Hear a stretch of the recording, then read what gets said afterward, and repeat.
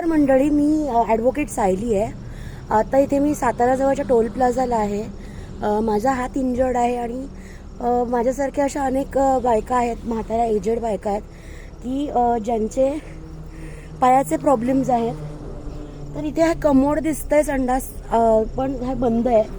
हे बघा, इकडे म्हणजे लिटरली नाही आहे आणि पाणी पण वॉशरूमला नाही आहे. आणि मी पण जाड आहे थोडी, तर जाड व्यक्तींना तर आम्हाला आतमध्ये बसायला पण सोय नाही आहे. आम्हाला लिटरली इथे बाहेर असं इकडे येऊन बसायला लागतं आहे. सगळं ओपन आहे. तिथे समोर बघा टोल प्लाझा आहे.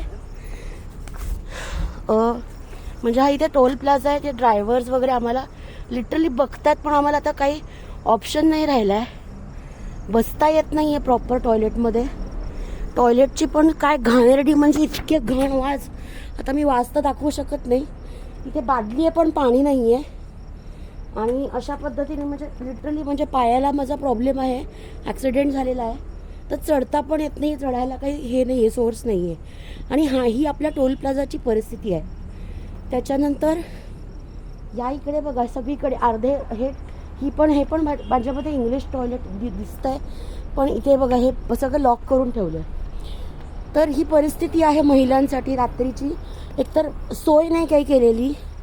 आणि अगोदरसुद्धा मी आत्ता बेळगावहून ठाण्याला जाते आहे. कर्नाटक म्हणजे KSRTCची बस आहे, स्लीपर त्याच्यानी. तर त्यांनी अगोदर जिथे थांबवलं होतं त्या KSRTCच्या थांब्यावरती, तिथे पण इंडियन टॉयलेट्स होते आणि टॉयलेट्सची पण अवस्था तिथे खराब होती.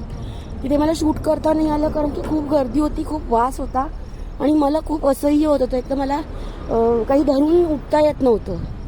तर ही परिस्थिती आहे आज.